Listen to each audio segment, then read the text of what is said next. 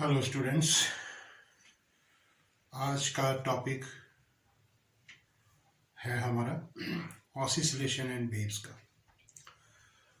और oscillation and waves chapters में किस ढंग से मतलब आपको न्यूमेरिकल को टैकल करना है वो मैं आपको एक टेक्निक सिखाता हूँ। Means how to do the numerical in a very easiest way. तो let us take one example oscillation and waves का। We have a one question है हमारे पास। A particle executing simple harmonic motion with time period 4 seconds. If the amplitude of the oscillation is 5 centimeter, then calculate. क्या क्या calculate करना है? Displacement number 1, second velocity, third acceleration of the particle in 1 second if it starts oscillating. As I already told you कि हमने oscillation and waves में displacement भी पढ़ा है और उसके बाद वेलोसिटी भी पढ़ा है और एक्सेलरेशन भी पढ़ा है। अब इस टाइप के न्यूमेरिकल्स को टैकल करने के लिए क्या इजीएस्ट वे होगा, किस ढंग से इसको बड़ी आसानी के साथ हम इसको सॉल्व कर सकते हैं। तो सबसे पहले स्टेप बाय स्टेप मैं आपको समझाता हूं। आपको करना क्या है कि स्टेटमेंट को बहुत ही ध्यान से, बहुत ही मतलब अंडरस्टैंडिंग से इसको एटलीस्ट 2 बार पढ़ना है। तो जैसे a particle executing simple harmonic motion with time period 4 seconds if the amplitude of the oscillation is 5 centimeter, calculate number 1 displacement, number 2 velocity और थर्ड है acceleration of the particle in 1 second, it starts oscillating। तो देखिए, अब मैंने 2 बार statement को पढ़ा, ठीक है। अब हमें क्या करना है कि हमें ये ढूंढना है कि स्टेटमेंट में हमें क्या क्या दिया है और क्या फाइंड करना है। तो स्टेप बाय स्टेप मैं आपको बताता हूं। देखिए सोल्यूशन कैसे करना है। A particle executing simple harmonic motion with time period 4 second. इसका मतलब जो गिवन है आपके पास वो सबसे पहले आपको लिखना है। गिवन है टाइम पीरियड होता है T which is equal to 4 second. आपको गिवन क्वेश्चंस में दिया गया है। If the amplitude of the oscillation is 5 centimetre. और सेकंड चीज क्या है, एम्पलीट्यूड आपको दिया है। एम्पलीट्यूड का मतलब है आर, कितना दिया है 5 सेंटीमीटर। जो आपको गिवन है स्टेटमेंट में वो आपको लिखना है। तो 2 चीजें दी है आपको, मतलब आपको टाइम पीरियड 4 सेकेंड और amplitude of oscillation is 5 centimetre. तो करना क्या है आपको, ये कह रहा है कि acceleration of the particle in 1 second it starts oscillating. तो मतलब टाइम आपके पास जो है small t is equal to 1 second है, 1 सेकेंड। तो वही डिस्प्लेसमेंट हमने पढ़ा है। डिस्प्लेसमेंट क्या होता है, displacement in simple harmonic motion. Formula है very simple, y is equal to R sine omega T. और इसको मैं ऐसे लिख सकता हूं आर साइन ओमेगा को मैं लिख सकता हूं 2 पाई अपॉन टी, ठीक है। ये ओमेगा की वैल्यू होगी, टी टाइम है ये। हमें डिस्प्लेसमेंट निकालना है तो हम वैल्यू को क्या करेंगे, सब्स्टिट्यूट करेंगे। देखिए हमें एम्पलीट्यूड यानी कि आर 5 सेंटीमीटर दिया है, तो put R is equal to 5 centimetre, then sine okay 2 pi over T. तो 2 pi over T, capital T is given to you 4 second, तो आप इसको 4 सब्स्टिट्यूट करें और small t is equal to 1 second, that is 1। तो अब आप देखो क्या होता है ध्यान से। तो 5 साइन, अब भाई 2 ओवर 4 पाई बाई 2 हो गया, ठीक है, इंटू 1 दैट इज 1। अब साइन 90 क्या होता है, पाई बाई 2 क्या होता है 90, तो sine 90 is 1 which is equal to 5 into 1, और डिस्प्लेसमेंट आ गई हमारे पास 5 इंटू 1 5 सेंटीमीटर। तो अगर आपको मीटर में लिखना है तो 5 इंटू 10⁻⁻² मीटर आप लिख सकते हैं। ये होगी डिस्प्लेसमेंट, ठीक है। Is it clear to you? कैसे आपने करना है, मैं दोबारा से ही आपको रिपीट कर रहा हूं। इस क्वेश्चन को ध्यान से 2 बार पढ़ना है। A particle executing simple harmonic motion with time period 4 second if the amplitude of the oscillation is 5 centimetre. फिर आपको कैलकुलेट करना है displacement, velocity, acceleration of the particle in 1 second it starts oscillating. तो आपको गिवन क्या था, time period 4 second, amplitude R 5 centimetre, time 1 second. तो displacement का फार्मूला सिंपल हार्मोनिक मोशन में we had already done in the class, y is equal to R sine omega t. तो हमने क्या किया, ओमेगा को 2 पाई ओवर टी पुट किया और वैल्यू सब्स्टिट्यूट करके डिस्प्लेसमेंट आ गई हमारे पास 5 सेंटीमीटर। Is it clear? तो ये हो गया डिस्प्लेसमेंट। अब सेकेंड जो हम निकालने जा रहे हैं, ये था फर्स्ट वाले का, ये फर्स्ट, ओके। अब हम सेकेंड में क्या करेंगे, वेलोसिटी फाइंड करते हैं। तो एज यू नो वेलोसिटी हमने, मतलब हमें फॉर्मूला मालूम है। तो वेलोसिटी का जो फॉर्मूला है वो हम पहले लिखते हैं, v is equal to omega under the root R square minus y square, ये होता है। एक फार्मूला ये था। दूसरा फार्मूला आपको याद होगा, मैंने आपको बताया था v is equal to R omega cos omega t होता है। 2 फार्मूले होते हैं, लेकिन ये फार्मूला हमें नहीं पुट करना, ये पुट करना है। अब देखते हैं वेलोसिटी क्या है। तो velocity is equal to omega that means 2 pi over T formula under the root R. R कितना है, आर हमारे पास है एम्पलीट्यूड यानी कि 5 का स्क्वायर, माइनस बाई हमने अभी पीछे निकाला था डिस्प्लेसमेंट, वो कितना था 5 सेंटीमीटर। तो 5 सेंटीमीटर को हम यहाँ पे सब्स्टिट्यूट करेंगे तो 5 का स्क्वायर। तो वेलोसिटी जो आ गई that is 2 pi upon T. देखिए 5 का स्क्वायर क्या होता है 25 माइनस 25, और ये 0 मल्टीप्लाई समथिंग इज 0, यानी कि वेलोसिटी जो आ गई वो आ गई 0 सेंटीमीटर पर सेकेंड। तो ये होगी वेलोसिटी, ओके। थर्ड आपसे पूछा है एक्सेलरेशन, तो ये आपको क्लियर हुआ होगा, ठीक है। वेलोसिटी का फार्मूला सब्स्टिट्यूट करना है, एम्पलीट्यूड 5 दिया है, बाई हमारे पास 5 है, इस करके वेलोसिटी 0 आ गई। अब थर्ड जो आपसे पूछा गया क्वेश्चन है, बहुत ही आसान तरीके से स्टेप बाय स्टेप आपने करना है, क्योंकि न्यूमेरिकल जो है बच्चों को लगता है मुश्किल, लेकिन होते आसान है। लेकिन इसकी टेक्निक आपको मैं सिखा रहा हूं। तो थर्ड में हमने क्या फाइंड करना है, देखिए एक्सेलरेशन। तो एक्सेलरेशन निकालने के लिए आपके पास जो फार्मूला है हमने किया था, a इज इक्वल टू होता है माइनस ओमेगा स्क्वायर बाय, ठीक है, ये फॉर्मूला हमारे पास होता है। तो हमने क्या करना है, अब इसका मैग्नीट्यूड निकालना है एक्सेलरेशन का। तो जब मैग्नीट्यूड निकालेंगे तो ये वाला हट जाएगा, minus sign, that means omega को लिखेंगे 2 पाई ओवर टी, इसका होल स्क्वायर, और y डिस्प्लेसमेंट हमने निकाला हुआ है 5।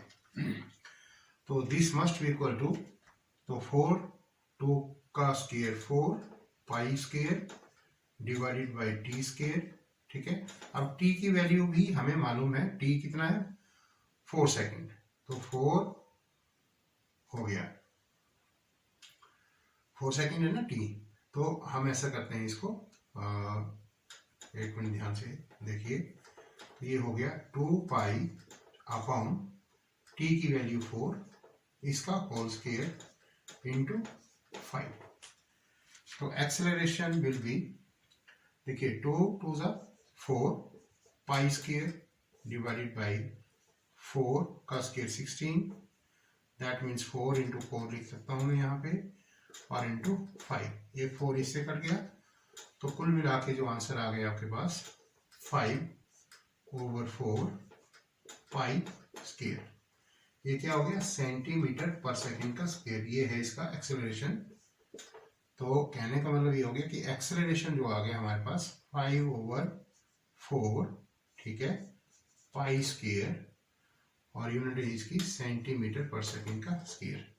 तो ये एक्सेलरेशन आ गया। तो I think is it clear to all कि बहुत ही आसान तरीके से हमने तीनों चीजें।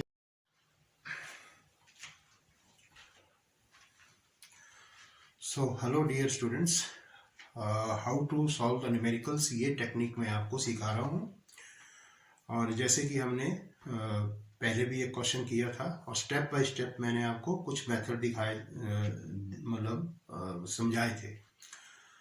तो होता क्या है कि जितने भी स्टूडेंट्स हैं वो थ्योरी पढ़ लेते हैं, डेरिवेशन कर लेते हैं, जब तक न्यूमेरिकल्स की जब बात आती है तो उनको थोड़ा सा घबराहट हो जाती है कि यार न्यूमेरिकल कैसे करें। और एक्चुअली मैं आपको बता दूं कि जितनी आपने फिजिक्स पढ़ी, थ्योरी पढ़ी, ठीक है, तो उसकी एक्चुअल एप्लीकेशन क्या है, न्यूमेरिकल्स, यानी कि वो कहाँ काम आएगा जब आप न्यूमेरिकल करेंगे। तो इस करके न्यूमेरिकल के नाम से सभी बच्चे थोड़ा सा घबराते हैं, लेकिन मैं आपको स्टेप बाय स्टेप न्यूमेरिकल करने की टेक्निक्स जो है बहुत आसान तरीके से सिखाता हूं। तो चलते हैं, दूसरा क्वेश्चन हम करते हैं बोर्ड के ऊपर। सेकंड जो क्वेश्चन है हमारे पास वो है, देखिए ध्यान से पढ़िए, the motion of 100 gram mass tied to a spring is described by the equation. बहुत इंपॉर्टेंट क्वेश्चन है।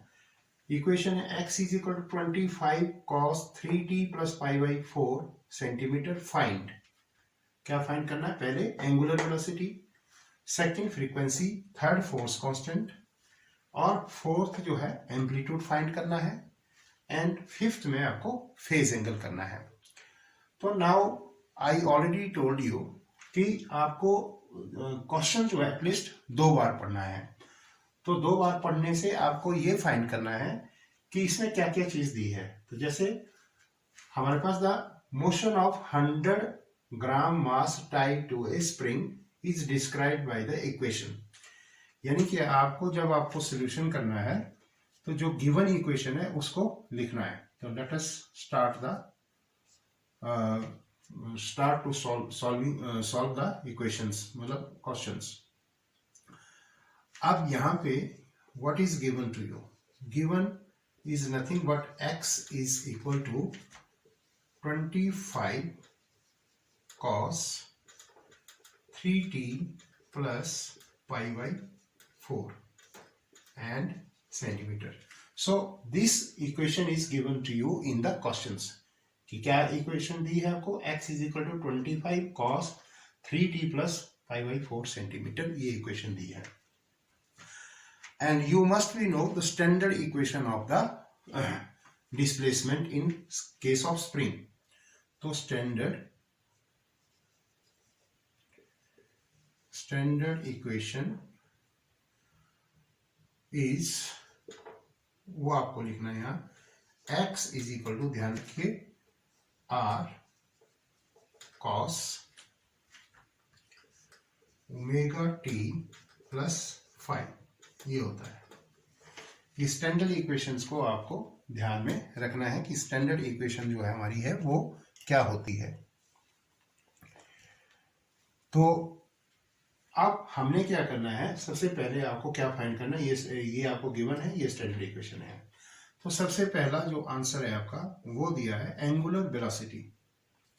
तो इसको निकालते हैं भाई, एंगुलर वेलोसिटी। एंगुलर वेलोसिटी कुछ नहीं होता, आपको निकालना क्या है, ओमेगा।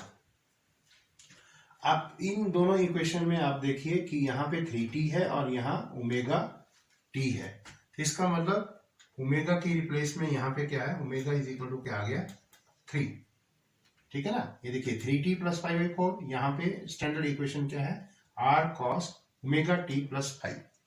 तो जब हम कंपेयर करेंगे तो ओमेगा किसके इक्वल आएगा, 3 के इक्वल। लेकिन इसका यूनिट 3 रेडियन पर सेकेंड इसका यूनिट होता है भाई, ये ध्यान देखना। Unit are most important in physics numericals. तो ये हो गया एंगुलर वेलोसिटी। अब हमने सेकंड जो निकालना है वो निकालनी है फ्रीक्वेंसी। तो फ्रीक्वेंसी निकालने के लिए ध्यान से हमें फ्रीक्वेंसी का जो फार्मूला है वो है nu, which is equal to, देखिए ओमेगा क्या होता है, ओमेगा होता है 2 पाई ओवर टी, अभी हमने पढ़ा। और इसको फ्रीक्वेंसी की फॉर्म में लिख सकते हैं हम 2 पाई न्यू। तो 2 पाई न्यू हो गया। तो न्यू निकालना है तो ओमेगा ओवर 2 पाई, तो ये हो गया ओमेगा डिवाइडेड बाई 2 पाई। ये हो गया फ्रीक्वेंसी का फार्मूला, यहां से लिया मैंने, क्योंकि omega is equal to 2 pi over T which is equal to 2 pi nu. ठीक है, क्योंकि 1 ओवर टी टाइम पीरियड होता है फ्रीक्वेंसी। तो इस करके फ्रीक्वेंसी का फार्मूला क्या आ गया, ओमेगा डिवाइड बाई 2 पाई। अब देखो, अब फ्रीक्वेंसी निकालने के लिए बहुत आसान। तो ओमेगा हमने निकाल दिया 3 radian per second divided by 2 पाई। तो इसका मतलब ये हुआ, ये आ गया 3/2। ठीक है, पाई की वैल्यू अगर आप पुट करें तो 22/7। सो आफ्टर कैलकुलेटिंग, तो यहां से आप जो है फ्रीक्वेंसी भी फाइंड कर सकते हैं। तो ये हो गया ऊपर। तो frequency must be equal to, देखिए 7 ऊपर जाएगा, this will be 21 divided by 44। Okay, so this is the 21 over 44। इसका मतलब लगभग ये हो गया 1/2 विच इज इक्वल टू 0.5 पर सेकेंड। इसका यूनिट होता है किसका, फ्रीक्वेंसी का। ये निकल गया फ्रीक्वेंसी। ठीक है ना। या फिर इसको आप मतलब ऐसे भी कैलकुलेट कर सकते हैं, 3/2 पाई, यानी कि frequency is also equal to 3/2 नीचे आएगा पाई, इसको ऐसे रख दो और पर सेकेंड। ये फ्रीक्वेंसी हो गई आपकी। तो अब फ्रीक्वेंसी हो गई, इसको मैं मिटा रहा हूं, एंगुलर वेलोसिटी और फ्रीक्वेंसी को ये मैंने मिटा दिया। बहुत आसान है, स्टेप बाय स्टेप आपको करना है। ये हमने एंगुलर वेलोसिटी निकाल दी, फ्रीक्वेंसी निकाल दी। अब हमें निकालना है फोर्स कांस्टेंट। तो थर्ड है हमारा फोर्स कांस्टेंट। तो फोर्स कांस्टेंट होता है भाई के। तो फोर्स कांस्टेंट जो होता है वो है हमारा के, और के की जो वैल्यू होती है हमने पहले भी पढ़ा, which is equal to omega square M. Mass मतलब मास कितना अटैच्ड है। तो this implies K force constant is equal to omega हमने निकाला था 3 का स्क्वायर, और मास हमें दिया है 100 ग्राम। तो ये हो गया 100 ग्राम। तो which is equal to 9, 3 3 9 into 100, 900। लेकिन यूनिट का ध्यान रखें, फोर्स कांस्टेंट का यूनिट यहाँ पे ग्राम है, सीजीएस में है, ये आ जाएगा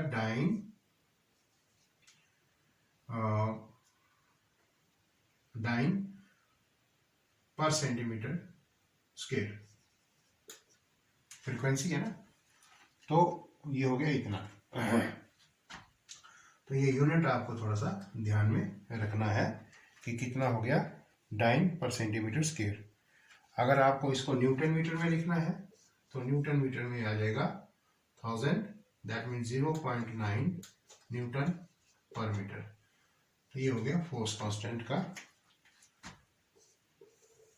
मतलब आंसर। तीसरी चीज होगी, अब निकालेंगे हम एम्पलीट्यूड।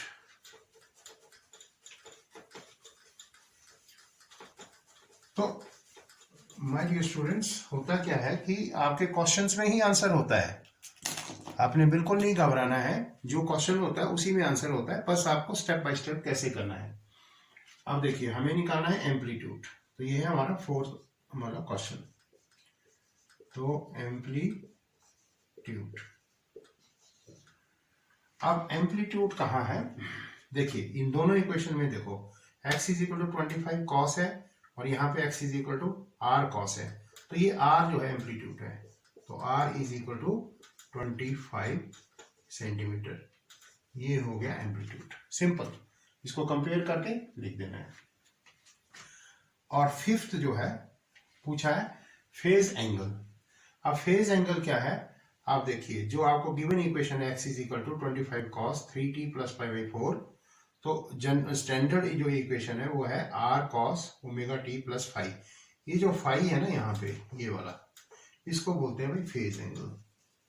क्या बोलते हैं, फेज एंगल। तो देयरफॉर फेज एंगल यानी कि 5 मस्ट बी इक्वल टू, इसको कंपेयर कर लो तो π/4, और ये किस में आएगा, रेडियन में। तो दैट्स ऑल। देखा स्टेप बाय स्टेप हमने मतलब ये सारे क्वेश्चंस के आंसर लिख दिए, क्योंकि इस टाइप की जो इक्वेशन है ये बोर्ड के लिए और कंपटीशन के लिए, चाहे वो नीट है चाहे वो IIT का एग्जाम है, दोनों के लिए बोर्ड और कंपटीशन के लिए इंपॉर्टेंट है। इसलिए ये इस टाइप के जो इक्वेशन है मैं बताता हूँ आपको, ये वेरी वेरी इंपॉर्टेंट हम इसको कह सकते हैं, क्योंकि इस टाइप के क्वेश्चन हमेशा मतलब एग्जाम में आते हैं। तो कैसा लगा आपको, है ना न्यूमेरिकल करना आसान, तो आप घबराइएगा नहीं, मैं धीरे धीरे आपकी सारी प्रॉब्लम्स को सॉल्व करूंगा और साथ में आपको सिखाऊंगा कि किस तरीके से न्यूमेरिकल को टैकल किया जाता है, बहुत ही आसान तरीके से। So thank you very much.